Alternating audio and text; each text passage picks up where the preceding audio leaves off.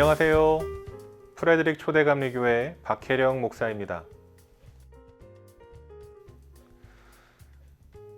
지난 주말이 한국에서는 추석 연휴였지요. 여러분, 몸은 비록 한국에서 멀리 떨어져 있지만 그래도 마음만은 풍성한 한가위가 되셨기를 소망합니다. 이 영상을 시청하고 계시는 분들 중에 내가 지금 광야길을 걷고 있나 하는 생각이 들 만큼 여러 가지 어려움과 문제들 앞에서 고민하고 계시는 분들이 계실지도 모릅니다.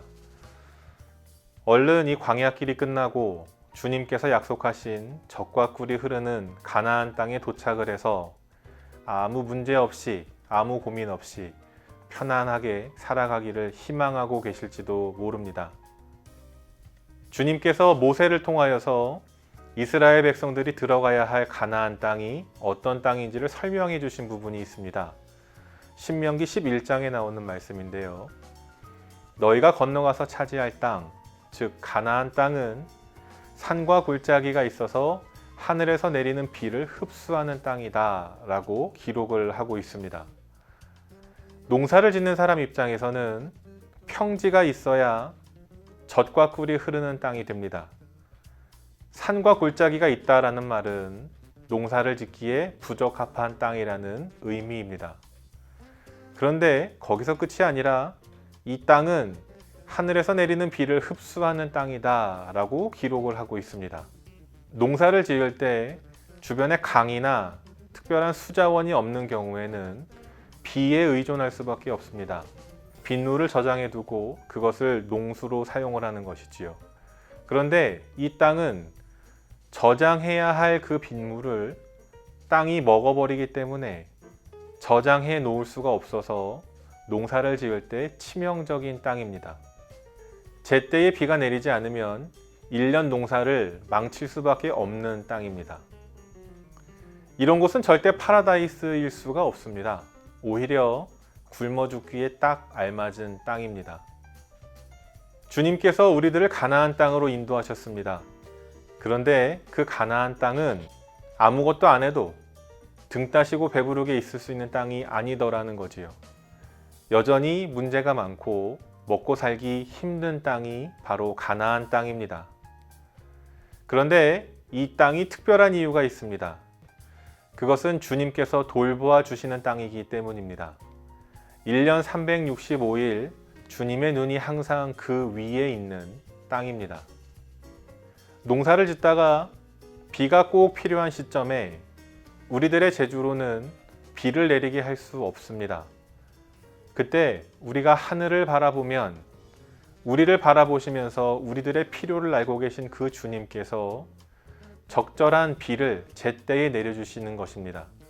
그렇게 얻는 기도의 응답들로 젖과 꿀이 흐르는 땅을 만들어가는 것이지요. 언젠가 TV에서 어떤 분이 이런 말씀을 하시더라고요. 어머님께서 자식들 밥을 차려주고 나서는 어떻게 하시더냐? 그냥 그 식탁에 같이 앉아 계시지 않더냐? 밥 다 차려주고 이제 자기가 할 일 끝났다고 방으로 들어가시는 것이 아니라 그 자녀가 밥 먹는 것을 바라보고 계시지 않더냐? 어머니가 왜 그 자식 밥 먹는 것을 바라보고 계실까? 그 자식을 사랑하기 때문이다. 이런 말씀을 하시더라고요. 근데 그 이야기를 듣고 곰곰이 생각을 해보니까 저희 어머니도 제게 그러셨고 저 역시 저희 자녀들에게 그러고 있더라고요. 하나님께서 우리들을 사랑하십니다. 우리들을 사랑하시기 때문에 1년 365일 내내 우리들이 살아가는 것을 바라보고 계십니다.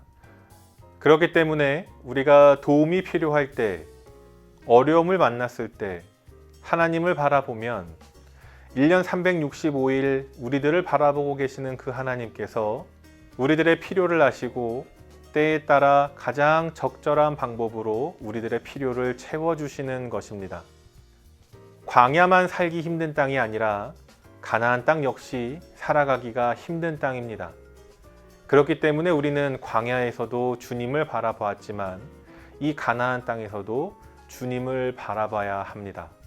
이번 한 주간도 우리들의 삶에서 우리들의 힘으로 어떻게 할 수 없는 문제를 만날 때, 도전을 만날 때, 큰 결정을 해야 할 때 하나님을 바라보시기 바랍니다.